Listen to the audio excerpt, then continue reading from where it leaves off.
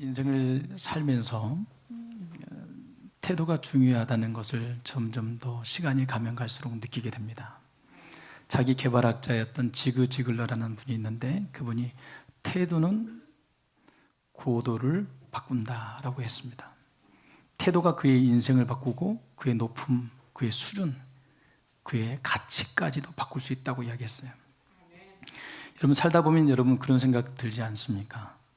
왜 똑같은 환경인데 어떤 사람은 복을 받고 어떤 사람은 늘 힘겹게 살아갈까?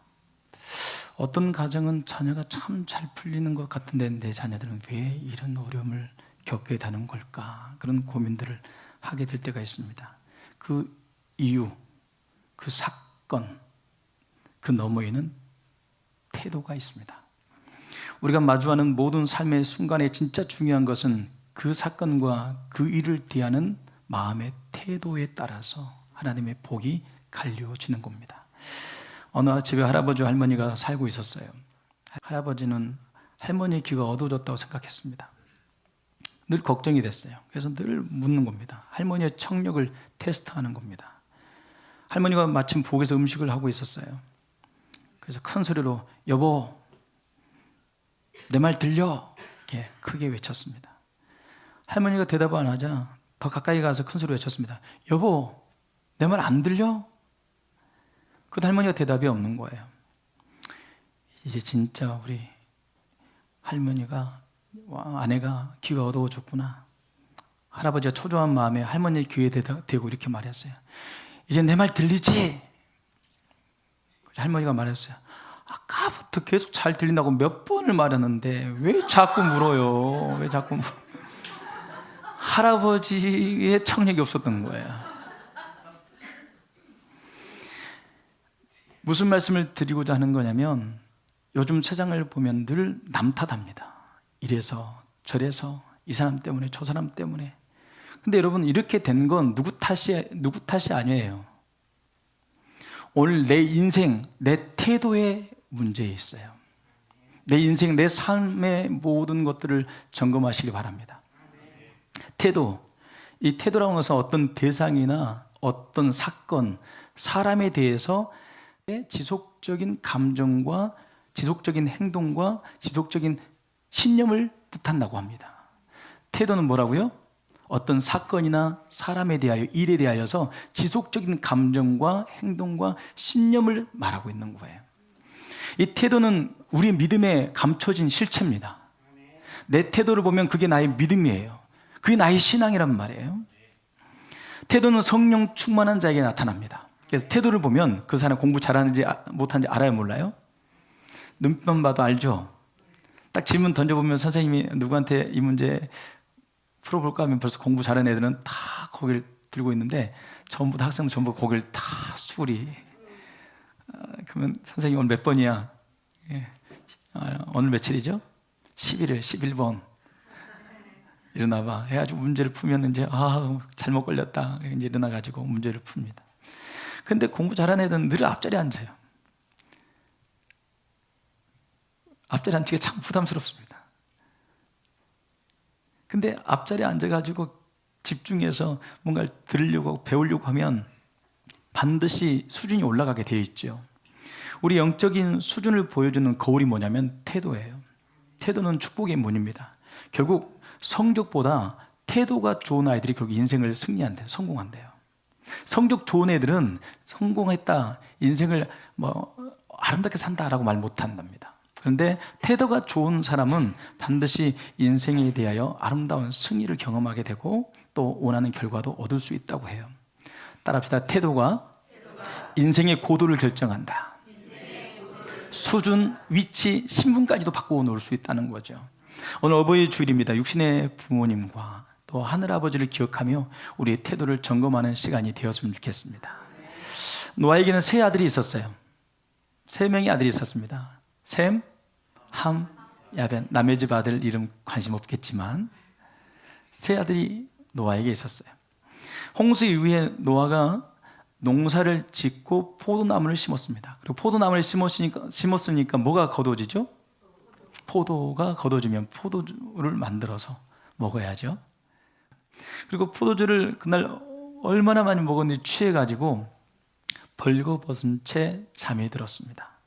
여러분도 잘 아는 이야기죠. 근데 여기에서 이 창세기 9장에서 말하고 싶은 이 본문의 내용의 핵심이 뭐냐면, 노아가 의인이었는데 노아가 포도주 먹어가지고 술 취해서 이런 실수하면 안 돼, 이런 이야기를 하고 있는 게 아니라, 노아의 실수보다 더 중요한 것은 그 상황을 대하는 세 아들의 태도가 이 본문의 핵심이에요. 함이 지금 아버지의 장막에 들어갔습니다. 여러분, 아버지가 아버지 집에서 자기 장막에서 술에 취해서 옷을 벗고 자는 게 뭐 그렇게 대단한 실수라고. 함이 아버지 집에 잠깐 들어갔는데, 장막에 들어갔는데 아버지가 하체를 들여놓고 술에 취해 잠들어 있는 거예요.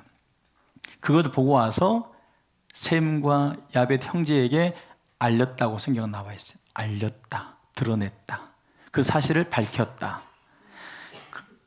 그러자 그 말을 들었던 셈과 야벳이, 아이 그랬어 우리 아버지? 아이고, 그러니까 술 드실 때 내가 알아봤어. 조금만 드셔야지. 진짜 술 취하지 말라고 했잖아. 뭐 그렇게.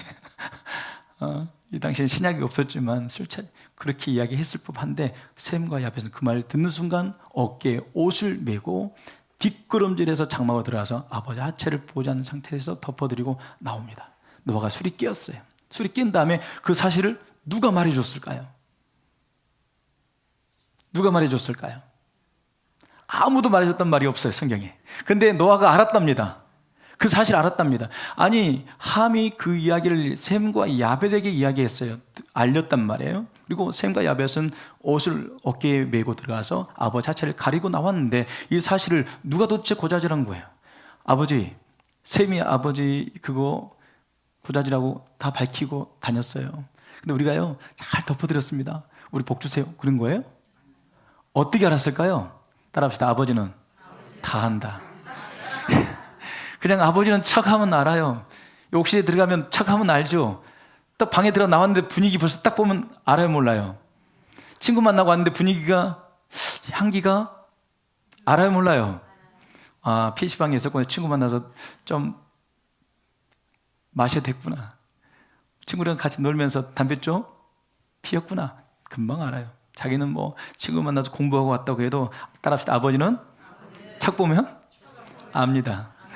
그냥 아는 거예요. 근데 이 상황을 통해서 이 태도의 차이가 노아의 입에서 흘러나오는 축복과 저주로 인생을 바꿔 버려요.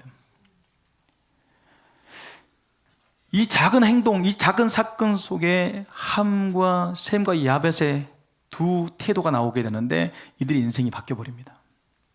셈은 오늘 본문에 나오죠. 몇 절에 나옵니까? 26절입니다. 셈이 하나님 여호와를 찬송하리로다. 그다음에 27절에 야벳은 어떻게 축복받습니까? 하나님이 야벳을 창대하게 하사 셈의 장막에 거하게 하시리라, 이렇게 이야기합니다. 여러분, 근데 여기 보면 함이 잘못을 했는데 아들 가나안이 저주를 받습니다.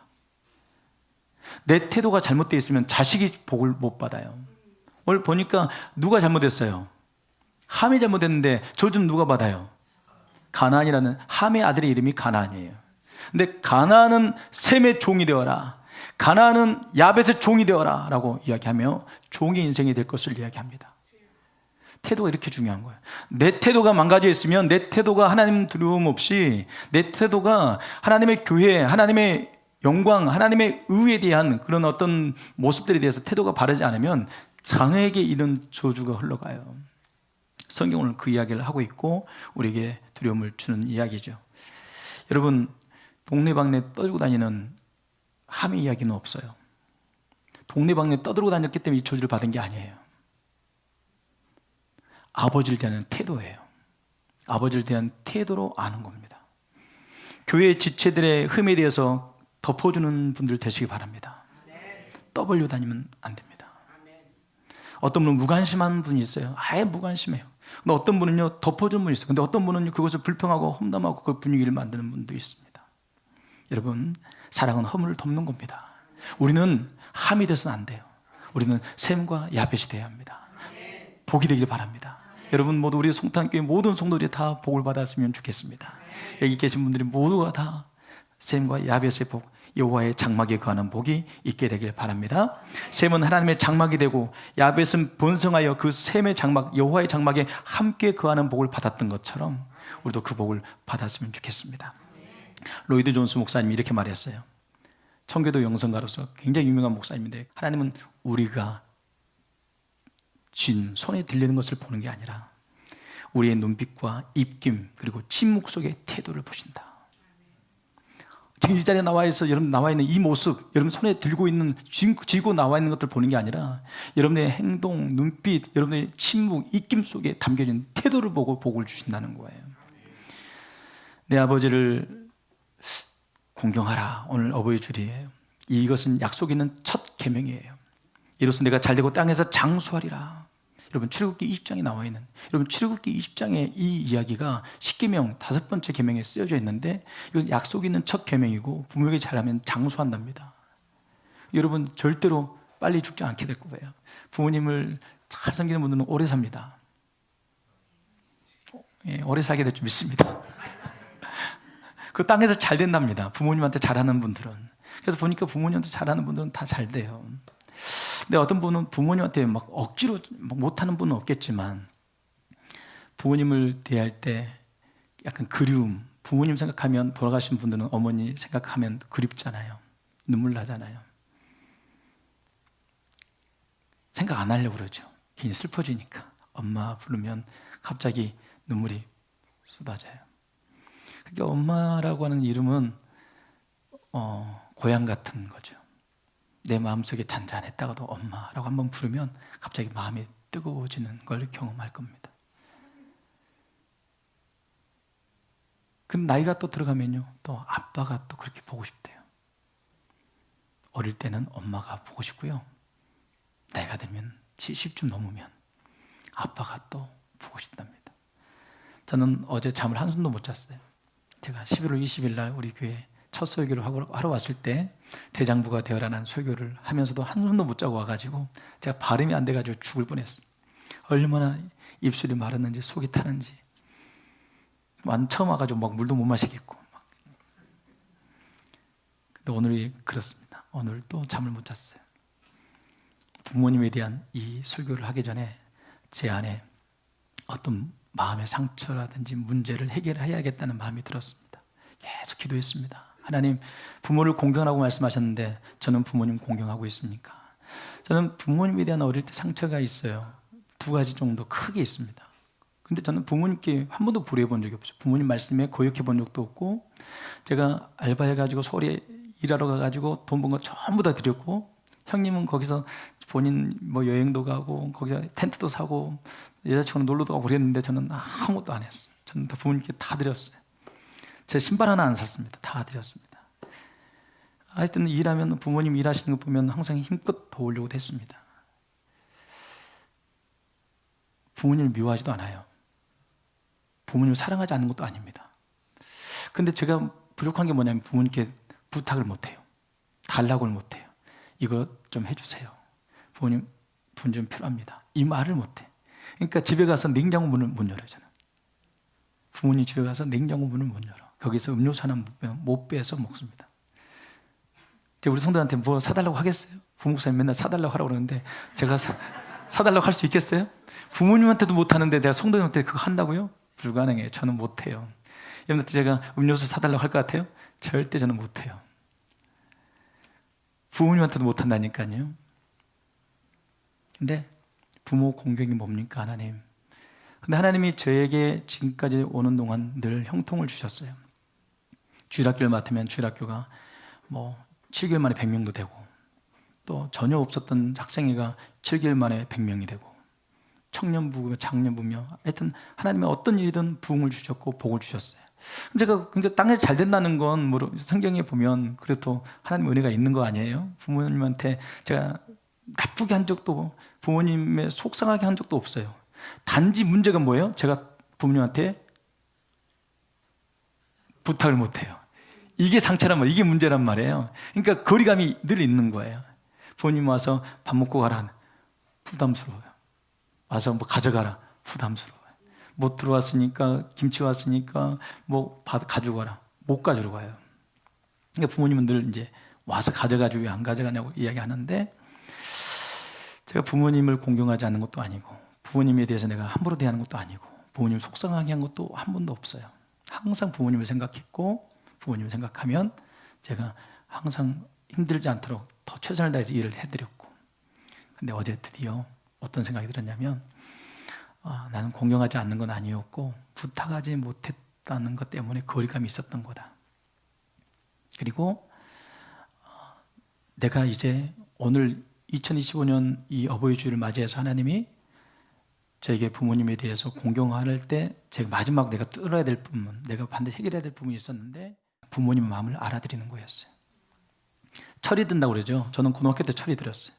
부모님이 막 일을 하고 있는데 갑자기 눈물이 추룩 나더라고요. 저분들은 저분들의 인생이 없구나. 자녀를 위해 저렇게 수고하시는구나. 그리고 그 다음부터는 제가 일하는 거 전혀 힘들지 않았어요. 여러분들은 모르겠지만 염전이 일정이 있고 이정이 있습니다. 일정은요 그냥 작은 판이에요. 이정은요 큰 판입니다. 인부를 3명을 두고 장정을 써야만 할 수 있는 판이에요. 그 판을 우리는 사정을 한 거예요.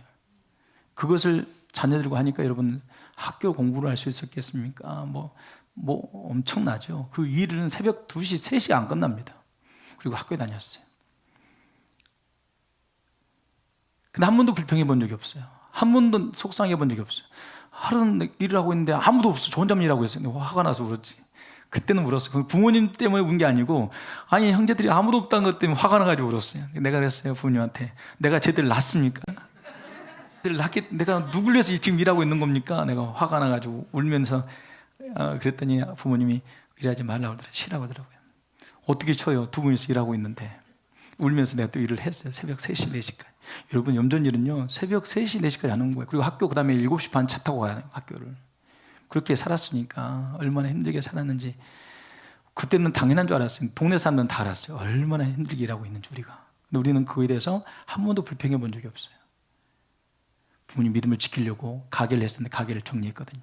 술을 팔지 않으면 가게 되지 않아요.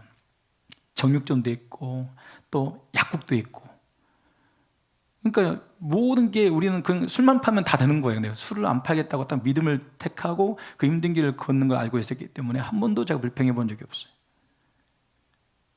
제게 어젯밤에 해결됐어요. 철든다는 건 뭐냐면요, 철이 바뀔 때 뭘 해야 될지 아는 사람이 있잖아요. 철이 바뀌면은 볼로를 좀 떼야겠구나. 옷을 겨울옷을 좀 빼야겠구나. 김장을 빨리 해야지. 철이 든다는 건 철을 아는 거예요. 무엇을 해야 될지를 아는 거예요. 우리가 부모님 자녀로서 철이 든다는 건요, 이제 부모님이 뭘 원하는지를 아는 거예요. 부모님 마음을 이해할 때 철이 드는 거예요. 드디어 내가 철이 든 거예요. 어제 저녁에 기도하다가, 그래 내가 부모님을 효도하지 않은 것도 아니고 공경하지 않은 것도 아니고 단지 내가 부탁을 못해서 거리감만 있었을 뿐인데 부모님이 나를 사랑하는 건 내가 알아. 부모님이 사랑을 표현하지 못하지만 그 사랑을 표현함에 있어서 받지 못해서 표현을 못하실 뿐이지만 그 부모님이 나를 사랑하는 것은 분명해 하고 내가 그분의 마음을 알아들였죠. 어제 저녁에 그 아느라고 잠 못 잤어요. 오늘 어버이줄 제가 해결해야 되기 때문에. 왜냐하면 약속이 있는 첫 계명이거든요. 이로써 내가 잘되고 땅에서 장수하려고 했기 때문에. 잘 되려고 그러는 게 아니에요. 장수하려고 그러는 게 아니에요. 조금 욕심은 있지만 그 부분 때문에 그런 게 아니라 부모 공경, 부모님에 대한 내 마음을 점검하고 싶었어요. 여러분, 주님이 이렇게 말씀하시는 것은 영적인 법칙입니다. 복이 임하는 법칙이에요.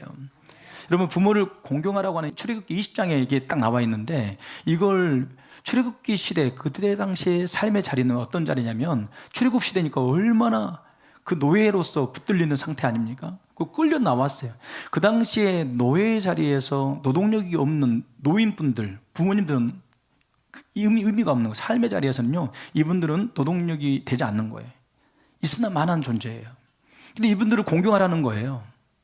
힘이 없고 능력이 없지만 이분들을 공경하라는 거예요. 왜 공경하라고 했는가 고민해 봤더니, 이분들을 통해서 이 땅에 존재하게 된 것도 있지만, 이분들을 통해서 양육된 것도 있지만, 가장 중요한 것은 이분들을 통해서 하나님의 말씀이 전달되기 때문입니다. 그 당시 책이 있겠어요? 인터넷이 있겠어요? 부모님이 들었던 이야기를 자녀에게 이어주는 이 역할이 부모가 하는 일이거든요. 부모를 공경해야 청종하거든요.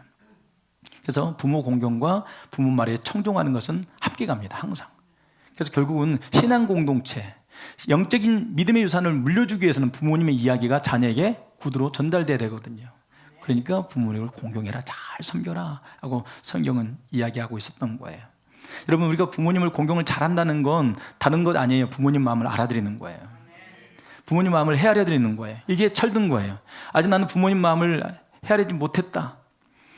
나는 부모님 살아생전에 부모님 마음을 헤아리지 못했다. 이제야 철든 분도 있을 거예요. 철드는 건요, 여러분, 다 달라요. 시간이 다 틀려요. 나 반드시 철은 들어야 돼요. 꼭 철들게 되길 바랍니다. 여러분, 내 부모를 공경하라고 주님 분명히 말씀하셨잖아요. 오래전에 노인분인데 이 노인분이 자녀한테 자기가 번 돈을 다 주었어요. 유산으로 다 물려준 거예요. 자녀한테 유산을 물려주면 좋은 것 같은데 내가 죽기 전에 나중에 뭐 이렇게 저렇게 법적으로 처리하려기 힘드니까 자녀한테 다 물려줘야지 줬는데 죽고 나서 보면 어떻게 돼요? 아무것도 아니에요. 진짜 뒷방 노인네가 되는 거예요. 자식한테 자기가 번 돈을 다 줬어요. 그래가지고 정말 자녀한테 용돈 받기도 어려운 거예요. 애들 키우느라고 막 힘들어하는데 용돈 달라고 하기도 어려워요. 근데 이 노인분의 친구분이 이민 갔다가 한국에 들어온 거예요. 한번 만나는데 그냥 나가려고 하니까 너무너무 그렇잖아요. 그래서 아들이 출근하려고 하는데 아범아, 친구 온다고 그러는데 10만 원만 주라. 근데 아버지, 나 지금 애들 학원비 때문에 힘들어 죽겠어요. 무슨 10만 원이에요. 뭘 다음에 드릴게요 하고 나간 거예요. 아버지가 힘이 빠져가지고 친구 만나기로 했는데 방으로 들어가려는데 며느리가 아버님 왜 뭐 필요하세요? 그랬더니 이민 갔던 친구가 잠깐 만나자고 한단다. 그랬더니 아버님 여기 있어요. 10만 원 더 줄게요. 됐다. 10만 원면 된다. 아니 아버님 모르잖아요. 가지고 계세요. 20만 원을 챙겨드렸어요. 그래서 아버님이 아주 기분 좋게 나가서 친구 만나고 해프를 풀고 돌아오셨어요. 근데 아들이 집에 돌아왔는데 애들을 아내가 먹이지도 않고 애들이 막 더럽게 밖에 나가서 놀고 가지고 흙을 묻히고 막 있는 거예요. 남편이 돌아와서 일하고 와서 보니까 막 스트레스 받고 왔는데 집에 치워지지 않고 애들까지 거짓골하고 있으니까 이게 뭐 하는 짓이냐고, 애들 왜 거짓골을 했냐 했더니 잘 키우면 뭐해, 당신 같은 아들이 될 텐데 잘 키워봤자 돈 10만 원 안 준다고 아버지 핀잔에 주는 그런 아들일 텐데 뭐 하려고 이런 애들 키우냐고, 내버려 두라고, 얘네들 키워봤자 소용없다고. 아들이 크게 깨달았어요. 그리고 아버지 문을 두드렸어요. 아버지 왔냐? 밥은 먹었고 회사 안 힘들었고 얼른 와라. 왜 무슨 일이냐? 그 아버지의 사랑에 갑자기 아버지의 무릎에 흐느끼 울기 시작하죠. 자녀는요, 아버지 사랑, 부모는 내리 사랑이기 때문에 자식 사랑하는 건 쉬워요. 근데 부모 공경하는 건 참 어렵습니다. 그런데 우리 인생을 살아가는 동안에 부모님을 공경하고 살아왔던 시간들 반드시 하나님이 셈과 야벳처럼 복을 주실 겁니다. 부모님 공경하는 거 쉽지 않아요. 자식 사랑하는 것은요, 자식은 물고 빨고 애지중지 키우죠. 근데 부모는요 점점 멀어져 가죠. 돌아가시면 그때는 그리움만 있어요. 살아생전에는 감정도 여러 가지 상황들도 있잖아요. 부딪히기도 하니까 스트레스도 받고 상처도 받아요. 돌아가시면 그리움밖에 없어요. 생각하면 정말 그때 잘해드릴 걸. 저희 이제 부모님도 87 되셨어요. 몸이 막 하루하루 달라져요. 지난달하고 또 틀려요. 금방 돌아가시겠구나. 많이 사시면 3년 사시려나. 속으로 그래요. 잘해야 되는데 늘 그래요. 잘해야 되는데. 사시면 얼마나 사신다고 잘해야 되는데. 우리 장인 장모님도 87, 장모님도 마찬가지고. 가면 한 해 한 해 달라요. 속으로는 잘해야 되는데 잘할 수가 없어요. 잘할 수 있는 능력도 안 돼요. 늘 기도만 합니다. 새벽에 기도합니다. 하나님, 우리 어머님, 아버님, 우리 장인어른, 장모님 기도하면서 하나님 축복해 주세요. 믿음의 기도 응답해 주세요. 건강 주세요 라고 기도합니다. 여러분, 우리의 작은 마음인데 부모 공경하면 복 준다는 이 하나님 말씀, 그 부모를 통해서 우리의 신앙이 이어져 왔습니다. 부모님의 신앙이 결국 우리의 신앙이 되었고 부모님의 믿음의 고백이 우리의 고백이 되어지도록 그분들은 매개의 역할을 하신 거예요. 얼마나 귀합니까? 여러분, 우리 존중하며 사랑했으면 좋겠습니다. 그렇게 우리가 존중하면 하나님 반드시 그거에 대한 보상을 주신대요.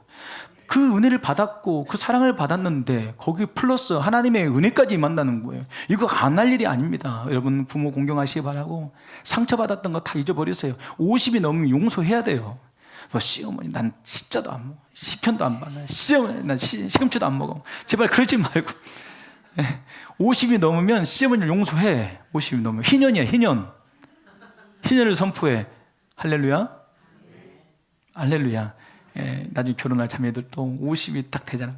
내 나이 50 되면 다 용서해.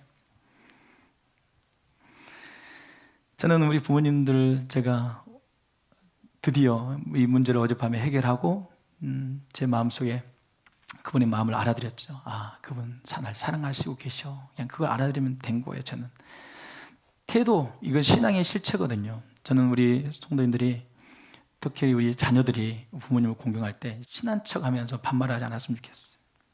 전 반말하는 거 굉장히 싫어해요. 저는 우리 아이들 때도 반말 못하게 합니다. 우리 애들하고 저랑 20년 넘게 살다 보니까 애들이 반말하려고 그래요. 친해졌다고. 우리 큰애들은 벌써 27년 되니까요. 저는 친하다고 반말합니다. 그래서 제가 반말하지 마라 그래요.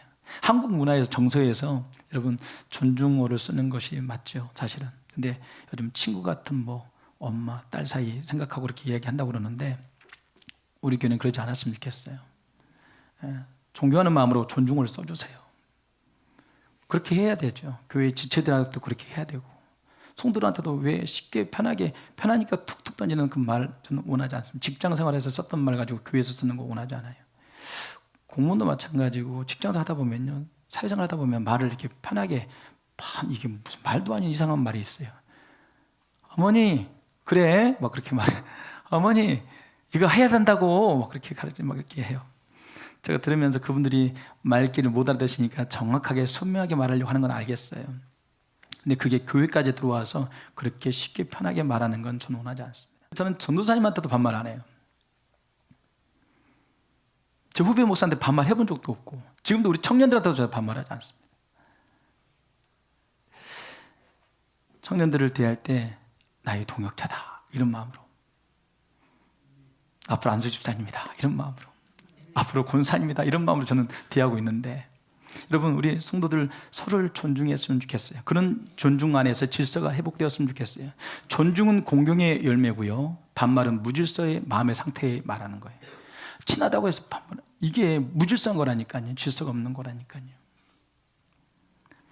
오늘 여러분 하나님 앞에, 참 부모이신 하나님 앞에서도 공경이 필요합니다. 우리에게는 육신의 부모님만 있는 게 아니라 하늘 아버지도 있어요. 따라합시다. 하나님 아버지. 예, 하나님 아버지. 제가 이 이야기만 2시간 기도하면서 울었어요. 하나님이 내 아버지 하면서 2시간 울었어요. 예수 믿은 이후로, 그때 이후로 한 번도 하나님이 내 아버지라는 사실에 대해 의심해 본 적이 없어요. 하나님이 내 아버지라고 저는 믿고 삽니다. 하나님이 넌 내 사랑하는 아들이요 나의 기뻐하는 자라고 예수님께 말씀하셨던 것처럼 저를 그렇게 기뻐하시고 사랑하는 걸 저는 믿습니다. 저는 하나님의 마음을 알아드리고 싶어요. 주님이 아파하는 것, 주님이 기뻐하는 것 저는 알아드리고 싶어요. 그게 철든 거예요. 우리는 철든 크리스찬이 돼야 됩니다. 우리는 교회 안에 있는데 철든 성도가 되었으면 좋겠어요. 하나님이 뭘 기뻐하실까? 하나님 뭘 아파하실까? 하나님 뭘 좋아하실까를 아는 여러분들이 되시길 바랍니다. 그게 철든 신앙이고요, 하나님이 기뻐하는 태도예요. 따라합시다. 태도가 운명을 바꿉니다. 지금 여러분의 태도를 점검해 보세요. 예배하는 태도 점검해 보십시오. 부모님을 대하는 태도를 점검해 보십시오. 하나님을 대하는 태도를 점검해 보십시오. 엘리의 태도, 지난주 수요일 날 말씀드렸죠. 엘리에 대해 말씀이 희귀했답니다. 말씀이 흔하지 않았대요. 말씀이 희귀했다는 말이 뭐였어요? 말씀을 존중하지 않았다는 거, 말씀을 귀하게 여기지 않았고 가치 있게 여기지 않았다고. 하나님의 말씀을 대하는 태도가 무너지는 순간에 어떤 일이 나냐면 그 집안은 몰락하게 됩니다. 영광이 떠나고 아들들은 불량자가 됩니다. 엘리는 목이 부러져 죽습니다. 하나님을 대한 태도가 죽으면 끝나는 거예요. 강단은 교회 와서 맨날 졸기만 했던, 엘리 제사장은 제사장인데 늘 교회 와서 졸기만 했어요. 목이 부러져 죽지 않습니까? 나의 태도가 결국 신앙이에요. 나의 태도가 결국 신앙의 열매라고요. 오늘 여러분들의 태도를 점검해 보십시오. 태도는 지속적인 감정, 지속적인 행동, 지속적인 신념을 가지고 하나님 앞에 서는 것입니다. 하나님만 섬기겠다고 저는 결단하고 제 인생은 바뀌었어요. 제가 하나님만 섬기겠습니다. 나는 하나님만의 종입니다. 딱 그 고백하는 순간 내가 뭘 구분해야 될지 알겠더라고요. 그전에는 이것저것 함께 겸하여 섬겼었어요. 근데 내 인생이 딱 하나님만 섬기겠다고 딱 그 마음을 고백하는 그 순간부터 하나님이 내 인생에 함께하는 걸 제가 체험할 수 있었습니다. 여러분, 엎어진 컵을 바로 세우십시오. 다시 태도를 바로 세우란 말이에요.